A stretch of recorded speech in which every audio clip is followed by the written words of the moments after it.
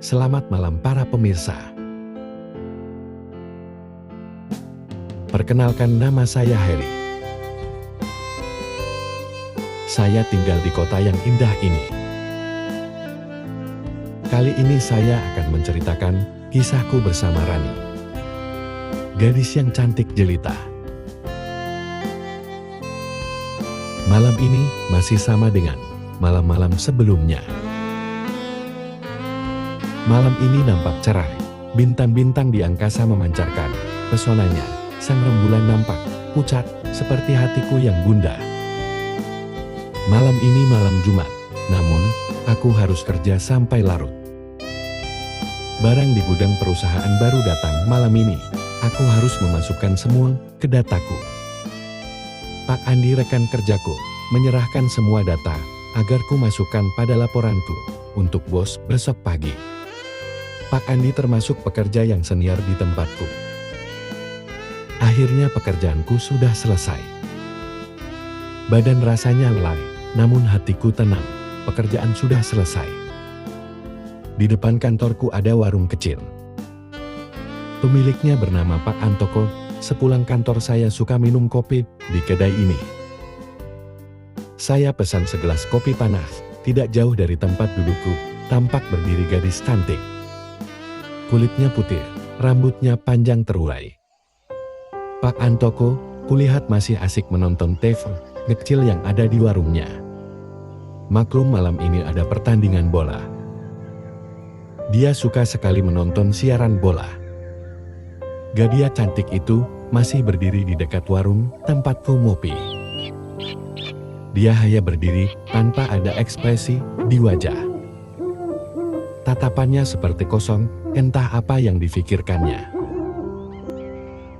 Mungkin dia menunggu jemputan atau menunggu angkot yang akan lewat.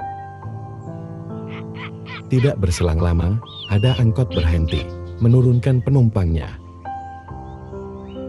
Gadis itu pun beranjak dari tempat berdirinya sambil tersenyum memandangku. Aku pun tersenyum memandangnya sambil menganggukkan kepalaku. Gadis itu pun naik angkot itu, angkot pun berlalu. Aku masih memandang angkot itu sampai hilang dari pandanganku.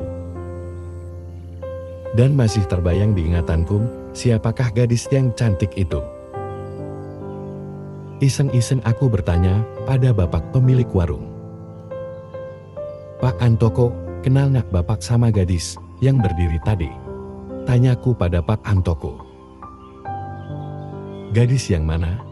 Kata Pak Antoko sambil menatapku sebentar dan lanjut menonton bola. Gadis yang berdiri tadi, Pak, kataku. Wah, aku nggak melihatnya, kata Pak Antoko. Batinku berkata, wah, kalau asik dengan hobinya, yaitu menonton bola, Pak Antoko sampai lupa segalanya. Aku tersenyum sendiri. Pak, kalau sudah lihat bola, serius banget. Ada cewek cantik golnya, lihat. Pak Antoko pun tertawa. Kalau golnya lihat, rugi mas, katanya. Kami pun tertawa. Kopiku sudah habis. Saya segera membayarnya. Wah, duitnya gede banget mas. Nggak ada kembaliannya. Besok saja bayarnya.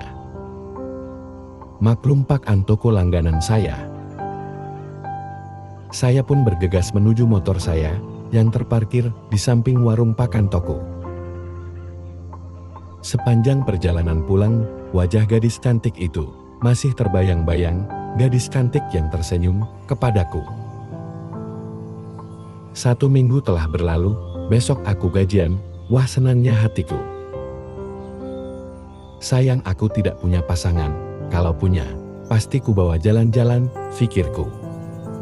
Inilah nasib seorang bujangan di umumku, sambil tertawa sendiri. Masih seperti biasanya. Saya kerja sampai larut, burung-burung malam mulai menyapan dengan kicaunya yang khas. Saya mampir di warung Pak Antoko, seperti biasanya, Pak Antoko asik menonton bola. Kali ini, saya hanya membeli air mineral, tenggorokan saya haus rasanya. Cuaca malam ini agak beda, agak panas. Sehingga haus rasanya. Sambil duduk di tempat biasanya, di kursi kayu yang agak miring. Mungkin usia kursi ini sudah tua, katnya sudah terlihat kusam. Tiba-tiba saya terkejut. Kulihat gadis cantik itu berdiri di tempat biasanya. Sesekali tersenyum memandangku. Aku pun membalas senyumannya. Kuberanikan diri menghampirinya. Aku berdiri, beranjak dari kursi tua itu. Menuju tempat berdiri gadis itu, kusapa dia. Kami pun berkenalan, dia menyebut Rani namanya. Kami bersalaman, tangan Rani halus, putih walau agak pucat, tangannya dingin mungkin, karena kelamaan di pinggir jalan. Pak pemilik warung sesekali melihatku, sambil menempelkan telunjuknya, miring di jidatnya. Sambil tersenyum dan tertawa kecil di hilir aku ngobrol sama cewek cantik, guyonku dalam hati. Saya pun berbincang dengan Rani, gadis cantik yang baru ku kenal. Sesekali saya tertawa kecil engbrong dengan Rani. Ternyata Rani enak diajak ngobrol, kami seperti kenal sudah lama. Aku tanya alamatnya, ternyata rumahnya, jalan yang aku lewati. Aku mengajaknya pulang bersama, mulanya Rani menolaknya. Aku sambil bercanda, aku orang baik-baik saja loran kataku, sambil tersenyum. Ternyata Rani mau, aku bergegas ke warung Pak Antoko. Kubayar air mineral yang kuminum tadi, Pak saya balik pulang dulu. Ada yang mau bareng denganku, tuh gadis cantik itu. Sambil kutunjuk Rani, yang berdiri 10 meter dekat warung. Mas ini kecapean kerja, makanya banyak halusinasi, kata Pak Antoko, menggelengkan kepala sambil tertawa. Saya pun main starter motor saya, Rani ku persilahkan naik ke motorku. Kami pun berlalu, sepanjang jalan kami asik bercerita. Lampu merah menghentikan motorku, namun kami masih terus bercerita dan bercanda. Pengemudi motor di sebelahku melihat kami bercanda, melihat dengan tatapan iri padaku. Terkadang kulihat mereka tersenyum, dan berbisik pada kawannya, mirip tatapan Pak Antoko. Kami pun cuek saja, iri mungkin kataku dalam hati. Kami pun terus bercanda dan bercerita, Rani sesekali mencubit pinggangku bila ku goda. Suara Rani lembut dan manja, jujur aku pingin jadi pacarnya. Akhirnya sampailah rumah Rani. Rumahnya tidak besar, namun kelihatan asri, banyak pohon yang tertata rapi. Rani pun mengucapkan terima kasih dan melambaikan tangannya padaku. Duh bahagianya rasa hatiku, rasanya malam yang panas ini tetap sejuk di sekujur tubuhku. Mungkin aku sedang jatuh cinta. Sambil memacu motorku, masih terbayang wajah gadis cantik itu, ya Rani. Nanti malam-malam minggu, saya sudah berjanji mau main ke rumah Rani. Siang ini rasanya lama sekali, menuju malam rasanya lama, mungkin ini yang namanya orang jatuh cinta. Walaupun ini masih sore, saya sudah tidak tahan lagi, saya bergegas ingin jumpa pujaan hati. Ku starter motorku, melaju ke rumah Rani, saya sudah tiba di depan rumahnya. Rumah Rani nampak sepi. Aku berdiri di depan pagar rumah Rani. Tiba-tiba ada suara yang menegurku. Ternyata wanita setengah baya yang menegurku tadi.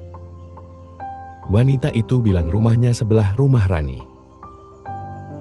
Adek ini cari siapa? Kok dari tadi bingung di depan rumah Pak Dudi.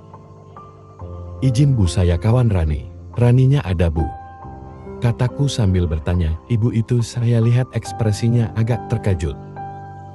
Mencari Rani mas katanya lagi, mas tidak dengar cerita ya, kata ibu tadi. Cerita apa bu? Saya tidak tahu bu, kataku pada ibu tadi.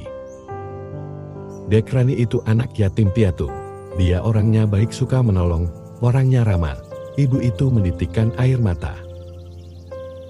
Sambil menarik nafas dalam-dalam, ibu itu melanjutkan ceritanya. Rani kerja di suatu pertokoan di kota ini. Bila toko tutup, Rani baru bisa pulang. Pulangnya malam, kasihan Rani. Rani sekarang ada di rumah kan Bu? Tanyaku. Lagi-lagi ibu itu menangis dengan berat. Dia berkata dengan terbata-bata. Rani sudah meninggal sebulan yang lalu. Saya yang membersihkan halaman rumahnya. Jantung saya berdegup kencang. Tulang dan otot saya terasa lemas tak berdaya. Langit rasanya runtuh. Ibu itu melanjutkan ceritanya. Rani dirampok waktu pulang kerja. Rani mempertahankan tasnya. Perampok itu membacoknya. Rani tersungkur tak berdaya dan nyawanya tak tertolong. Ibu itu bercerita kembali. Rani pernah bilang padanya. Ia ingin punya suami yang baik hati, yang bisa melindunginya dan menjemputnya bila ia pulang kerja. Tak terasa air mataku menitik jatuh ke bumi, hatiku hancur, perasaanku remuk mendengar cerita itu. Aku ingin ke makam Rani, dan ibu itu mengantarkanku. Dan kupanjatkan doa yang terbaik untuknya, agar dia tenang di sisinya. Kubisikkan kata tulus di nisannya, Rani, saya sangat mencintaimu, andai kamu masih hidup, aku ingin jadi pendampingmu. Kami pun berlalu dari pemakaman, kuucapkan terima kasih pada ibu itu. Sepanjang jalan pulang saya berpikir, siapakah yang berkenalan dekat warung Pak Antoko, siapakah yang dibonceng sambil bercanda? Silahkan para pemirsa menjawabnya. Terima kasih atas atensinya, kita tunggu cerita selanjutnya.